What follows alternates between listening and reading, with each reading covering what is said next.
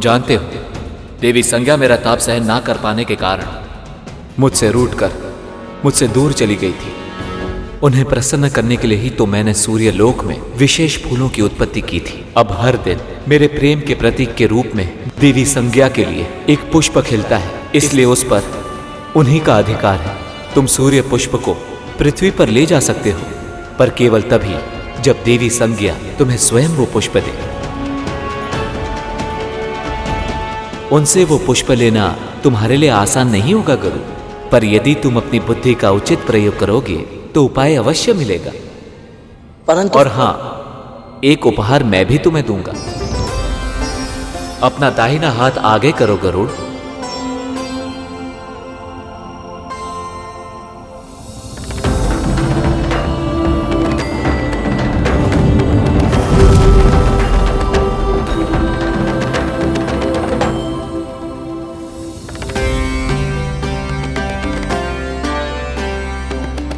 ये बहुत ही विशेष शहद है गरुड़, इसे खा लो।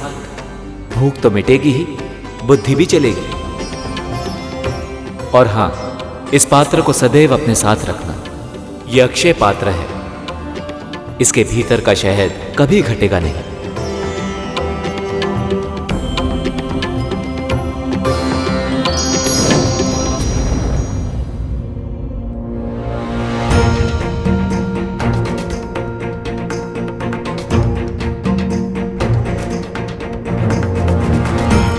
सूर्यदेव तो शहद की तरह मीठी मीठी बातें करके चले गए, परंतु मेरी समस्या तो वैसी की वैसी ही है, क्योंकि जब तक मैं देवी संज्ञा को मना नहीं लेता मुझे सूर्य पुष्प नहीं मिलेगा, और जब तक सूर्य पुष्प नहीं मिलता मैं अपनी मां के पास लौट नहीं पाऊंगा।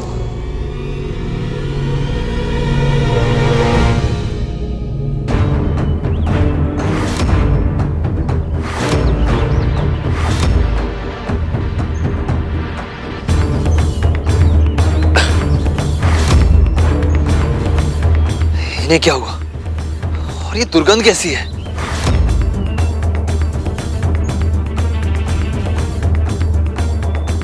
त्वचा के जलने की दुर्गंध है कालिया।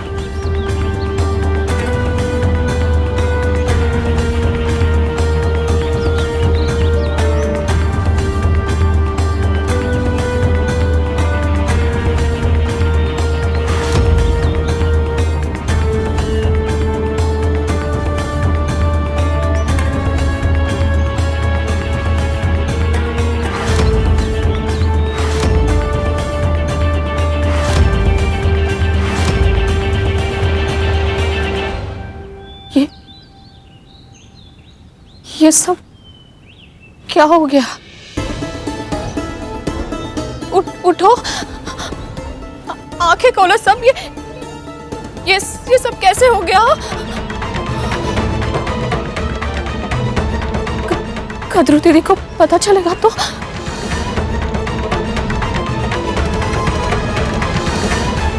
कितने दिन बीत गए इसे बचाए हुए।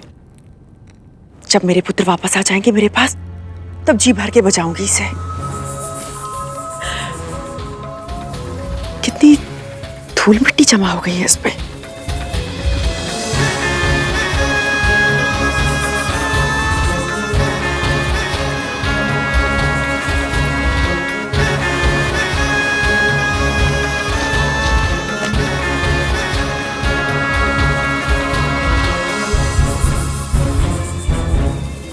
मांस चलने की गंध कहां से आ रही है? विंता, विंता,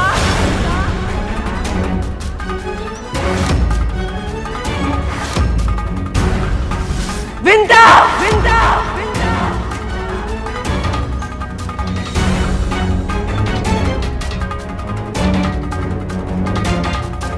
कोई उत्तर क्यों नहीं आ रहा है? कहां गए सब?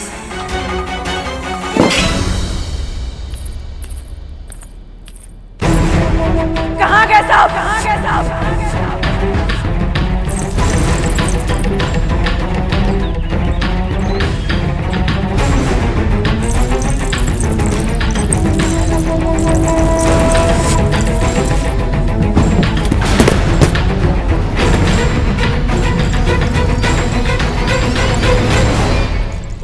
ना कोई प्रहरी है, ना कोई सेवक, ना कोई सेविका,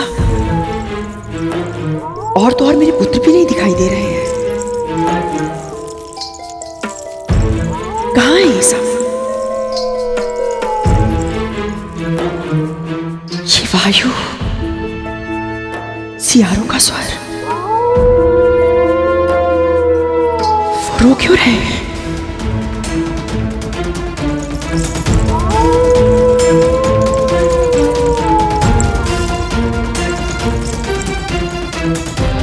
कहां मर गई थी तुम दोनों? और ये क्या हो रहा है? मेरे पुत्र इतने दिन बाद मेरे पास वापस आ रहे हैं और तुम दोनों अपशगुन फैला रही हो।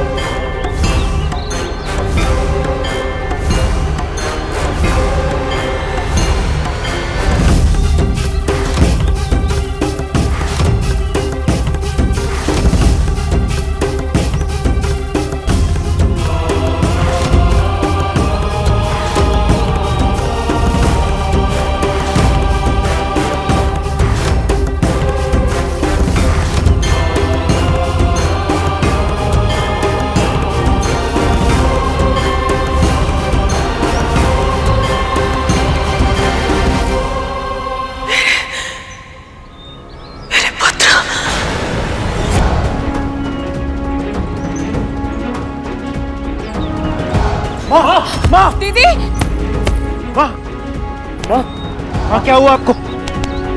माँ, माँ, माँ, माँ उठिए। माँ क्या हुआ आपको? माँ,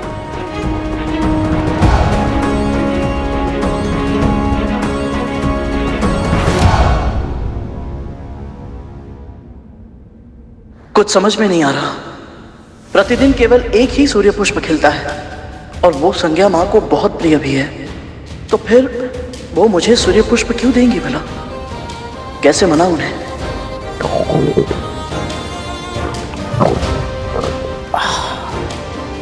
ये भूख इतनी तीव्र लग रही है कि बिना कुछ खाए मस्तिष्क कार्य ही नहीं करेगा। पर खाऊं किसे?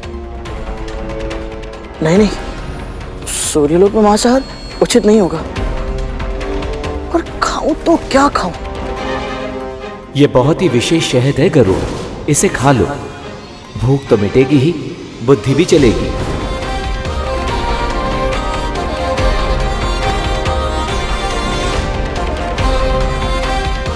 ये उत्तम रहेगा।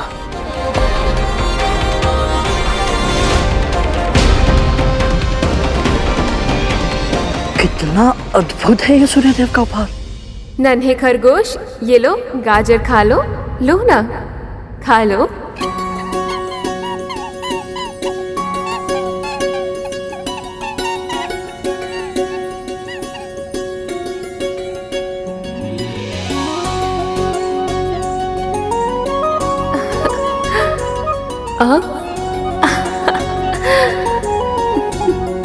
कितना चंचल है तू। कहाँ भाग रहा था? मुझसे छुपन छुपाई खेलेगा, बदमाश कहीं का। देवी संज्ञा तो बालिका की तरह खेल रही है। इसका अर्थ ये है कि इन्हें छोटे बच्चे प्रिय हैं। पक्षीराज, हम सब तुम्हें आज अणिमा और महिमा का वरदान देना चाहते हैं। महिमा वह सिद्धि है जिससे तुम अपनी कद काठी जितनी चाहो बढ़ा या घटा सकते हो। सूर्य देव का ये उपहार अद्भुत है। शहद खाते ही बुद्धि तीव्र हो जाए, समस्या कोई भी हो, उपाय अपने आप मिल जाए।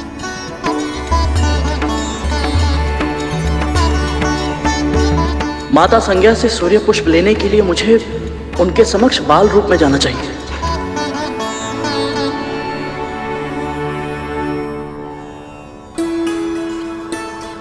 माँ, हाँ?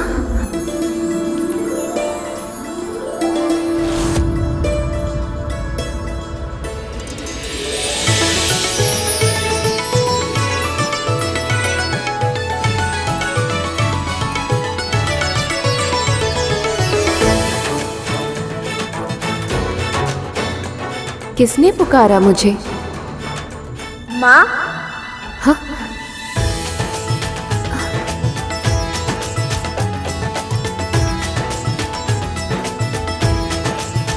कौन है यहाँ पर?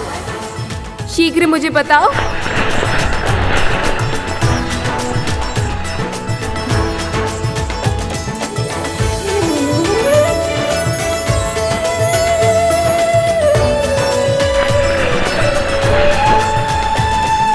ये तो कोई छोटा पक्षी है।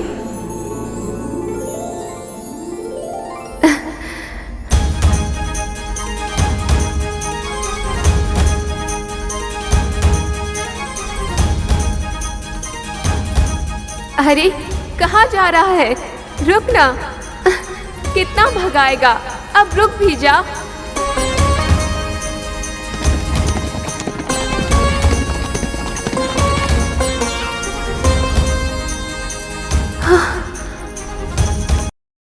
क्या अभी तो यही था।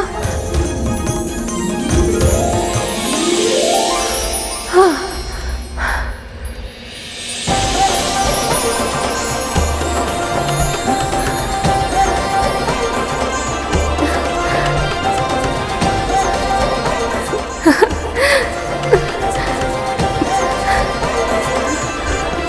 अब लगा है तू मेरे हाथ।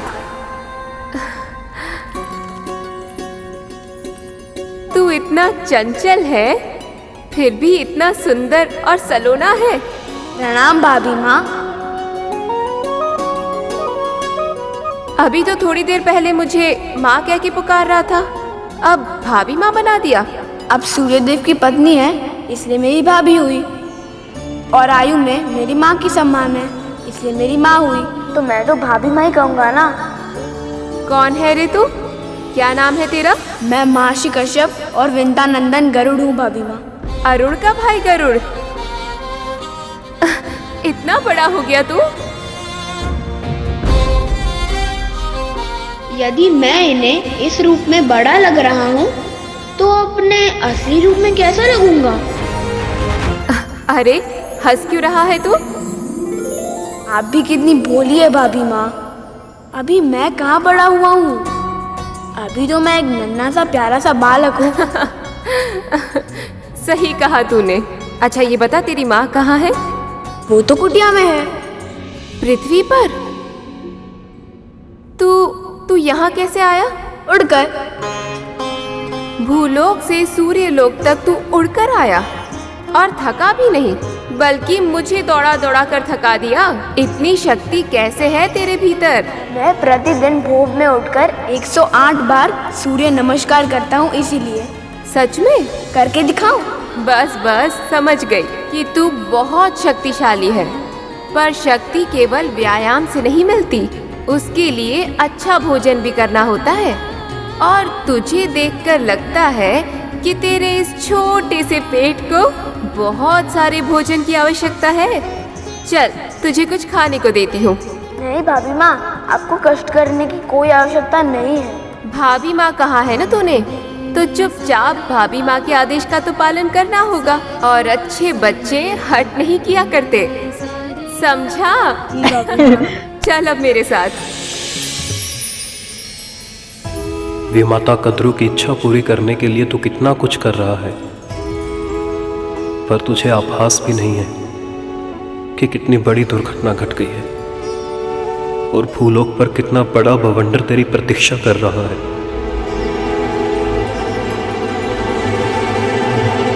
दीदी, माँ, माँ आंखें खोलिए।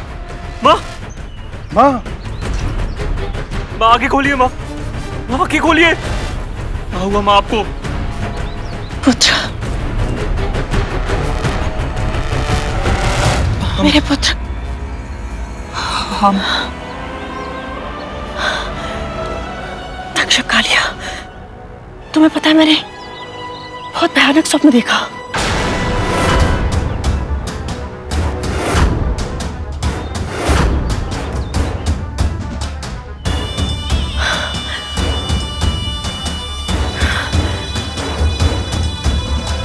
कुछ चल रहा है क्या?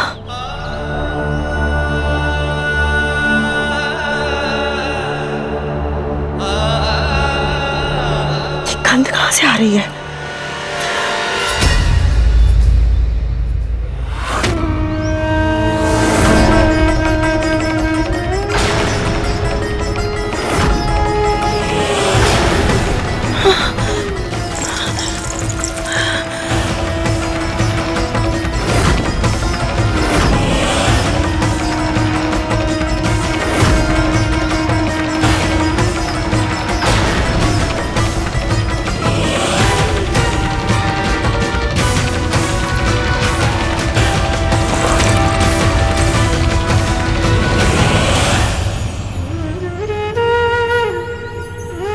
विष्णु लोक की यात्रा के समय सूर्यदेव और गरुण की भेंटावशी हुई थी, किंतु उसने सूर्यलोक में प्रवेश नहीं किया था। किंतु अब तुम्हारे आदेश के कारण उसे सूर्यलोक के भीतर प्रवेश करना होगा, और तब होगा उसे सूर्य के असहनीय तेज और विकराल ताप का अनुभव। उसके पंख जल जाएंगे।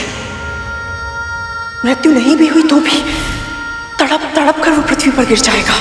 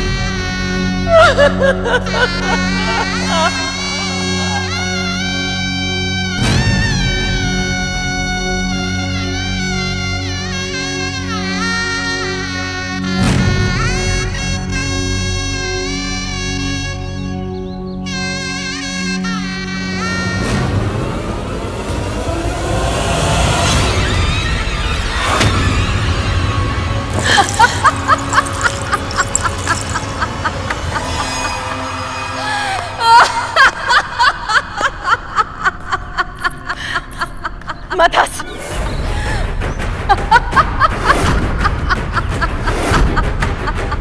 मैंने कहा ना तुझसे, मदस!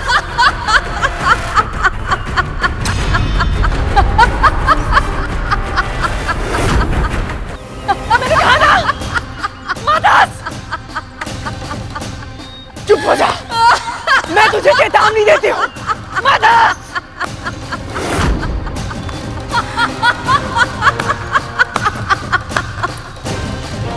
चेतावनी देती हूँ मैं तुझे, मदस! चुप! क्यों? मेरे हंसने से आपको रोना आ रहा है, महारानी?